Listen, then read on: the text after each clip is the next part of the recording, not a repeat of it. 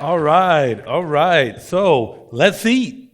Oh, you guys just ate. Also, I'm not about to feed all y'all, right? But actually, in all seriousness, I am a chef. And so as a chef, I tend to look at things always in terms of food, right? So how many of us have heard the phrase, America is a melting pot? Right? We've heard that. With a melting pot, what you have is you have a bunch of ingredients that have been simmered in a flavored liquid over a long period of time, right? And the flavors kind of mesh together. Invariably, though, what happens with a melting pot is over time, as it continues to cook, all of the flavors meld together into this totally different substance to the point that all of the individual ingredients are no longer recognizable, right? So there's another thought about America, which says America is a tossed salad. I don't know if you guys have heard that phrase. So I like to take it a step further, and I like to say America is a tossed salad bowl, okay? And what I mean by that is we have our bowl here, right? So it's empty. America is whatever we decide to fill it with, right? So we have a lot of different components in America, a lot of different ideas, different backgrounds, different stories, different complexions, right? So some of us kind of represent different ingredients in that salad bowl, right? So we have here some lovely, lovely lettuce. Now with lettuce, something that you guys may not know is lettuce actually should never be touched with a knife. It should be torn.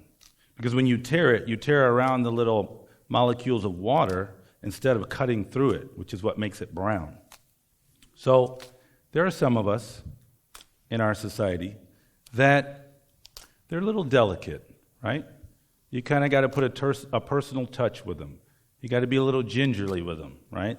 You've got to show them some love, not treat them in a way that maybe some other things could stand up to, but we just want to treat them very gingerly, right? So I'm just going to put some of our lettuce in our bowl here. Now, there are others of us. They're like these strawberries. So right now, we're in the midst of strawberry season, right? We even have a festival coming up next month called the Strawberry Festival, where here in Tampa Bay, we celebrate strawberries at the height of their freshness. So some people that we come across, they're in their season. Those are people that they're kind of easy to work with. You might say their star is rising, right? They're kind of in a place where they're in their season of prospering and coming into their own and knowing who they are. And all we had to do was just take them, do a little bit of work to them, cut them a little bit, and they're ready to go, right? Then we have some others, the onions. I can't raise my hand high enough, okay? At times, I tend to be these onions. So, interesting thing about dealing with someone that's an onion, sometimes when you get into their world, they make your eyes sting, and they cause you to cry. I'll admit, I have kind of a straightforward personality, and sometimes I tend to elicit tears from people. But here's the thing about we onions, us onions. A couple of things. For one, if you apply some heat, put it in the pan and apply some heat, and just gently move them around. It's called what we call sweating the onions in culinary terms. And what we're doing is we're adding enough heat and we're keeping them moving just enough to where they don't start to caramelize, but you start to draw moisture to the surface of them, hence the term sweating, right? But here's what happens when you do that. A few things. For one, and that's what I did with these onions, by the way. For one, as you start to cook them, probably the most pleasant thing is they no longer sting your eyes, right? They no longer sting your eyes. Two, the more you get into our world, the more you get into an onion's world, we start to become more transparent. These onions started becoming more transparent as they cooked. I'm definitely one of those people where if you just bear with me through the fire a little bit, you'll see that, first of all, I'll stop being so abrasive. Secondly, you'll see that I'll become more transparent. All right?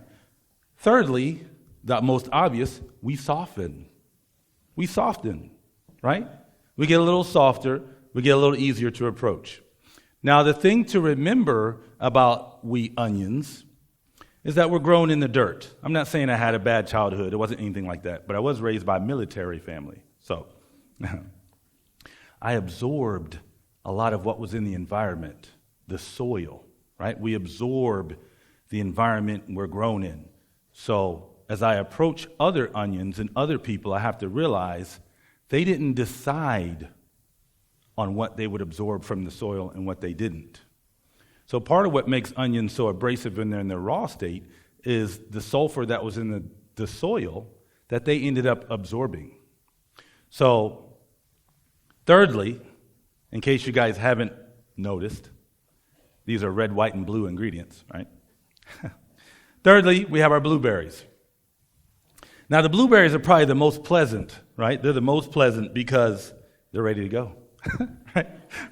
We meet some people, all you got to do is splash a little water on them and say, all right, you're ready to go. We all want to deal with blueberries. Hopefully, in my lifetime, I'll become a blueberry, right? So, we all treasure the blueberries. Now, with all these different ingredients, I want to just take a moment to say this. Notice how there are all of these different, very vastly different ingredients in here, okay?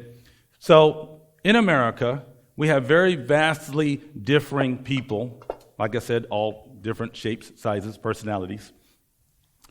What brings our salad together?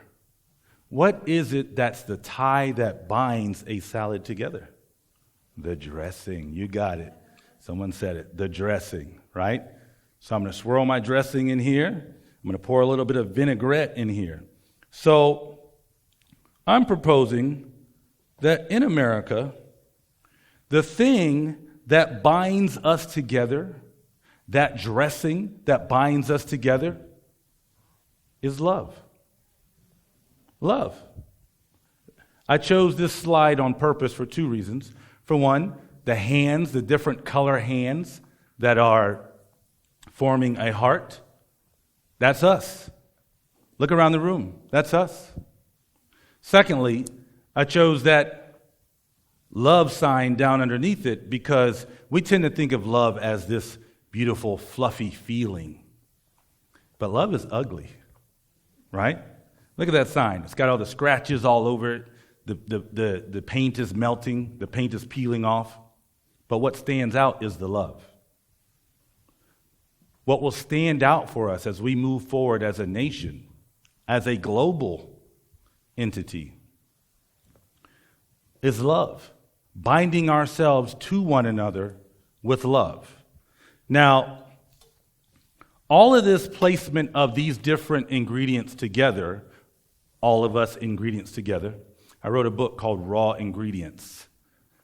And it has to do with the fact that all of us and all the things in our lives are just a bunch of raw ingredients waiting to be put together to create a masterful meal. So as chefs, we're a lot of times placing differing ingredients together, but we don't do it just for the sake of having things to be different and having drama. We do it to use a term that's called juxtaposition. How many of us have heard of that? So juxtaposition is placing differing things together side by side in the same context, but with the point of contrast to the end that we will create balance. Doesn't that seem odd that differences are made to create balance? That seems odd, doesn't it? So think about it. We do it all the time as chefs, and you all do it all the time, and you probably don't even realize it. One of the most common juxtapositions Salt and pepper. They couldn't be more different. They couldn't be more different. One is a spice, one is a mineral. One is black, one is white. One adds more of itself to the mix, more personality. That's the pepper. It increases the flavor profile. The other one enhances the ingredients that are already there, right? It takes all kinds. It takes all kinds, right? So we're going to put that pepper in there. Boom. Let's put our accent in there, our salt. We already used our dressing. It's everywhere around us. Even our dressing is a vinaigrette. A vinaigrette is made of two things: an acid and a fat. Two things that are on complete opposite ends of the pH scale. And we use them, classically, all of you have used them, oil and vinegar. We use them to create a balance. But even those things have to be done in the right proportions. You need 3 parts fat to 1 part acid. Coincidentally, you need 3 parts salt to 1 part pepper. How many of you have tried to mix oil and vinegar together and you can never get it right? It's still too tart because you're probably doing equal parts. Sometimes when we're trying to love people, especially us onions, sometimes we do get the proportions a little wrong, and it's a little bit of work, right? Our love sign gets a little scratchy. However, bearing with one another in love, that's that salad dressing that binds us all together, that binds all of those juxtaposed ingredients together. So you may ask, well, how do I show my neighbor love? How do I show the stranger love? Give me a practical way to just show love. Well, I'm glad you guys asked. So, one of the best ways to show your love to people is very simple: volunteering. Volunteering. Volunteering. So, one of our speakers earlier on talked about taking a pause. Boy, let me tell you, I took a pause. So during the shutdown, I'm a chef, I just told you that. So during the shutdown in 2020, my new bride and I both were without work for 3 months with no pay. We lived with her parents. So this is both of our second marriage. We're in our 40s. Living in our parents' house with no income. That's a pause. That's a pause, right? So, but what ended up happening was, during that, I have to be thankful for the shutdown for one reason, because during that pause is when I got my vision for how I was going to serve humanity. And so as a chef, one of the things I noticed is how many hospitality workers were hurting, right? And it made me realize, there's so much need out there. There's so much need. And I felt this calling that said, listen, John, don't reinvent the wheel. You really don't need to start another organization that tackles another cause. What you need to do is serve. Serve all the organizations that are already out there trying to do it. And I got a vision that there's 3 things that no nonprofit organization has ever said. You've never heard them say, we've got too much money. Right? You've never heard them say, we've got too many volunteers. And you've never heard them say, there are too many people that know about us and know what we do. So what my organization does, called SEED, we just walk alongside other nonprofit organizations.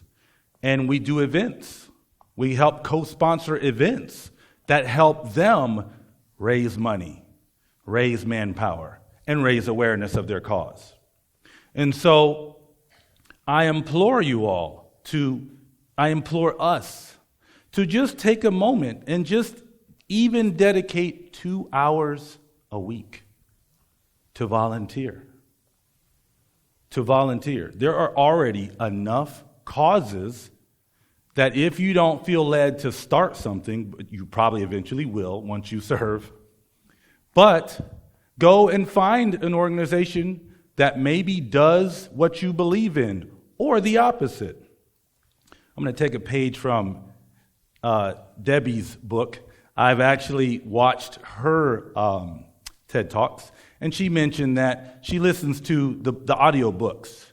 But she said, but for every 3 audio books she listens to, the 4th one she listens to is one that's probably contrary to her, so that she can grow her mind and expand her mind and open it to a world she never knew about before.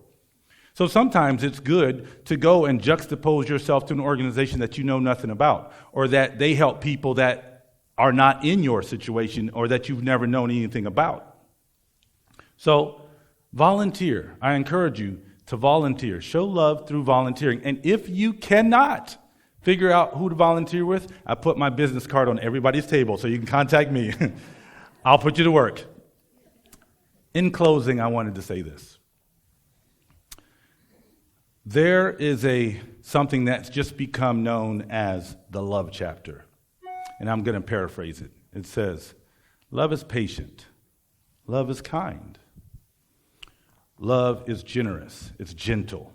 Love is not boastful, and it's not self-seeking. Love believes in all things. Love never fails. So let's get our hands prepared, and let's serve one another, because this is America, but this is us. Thank you.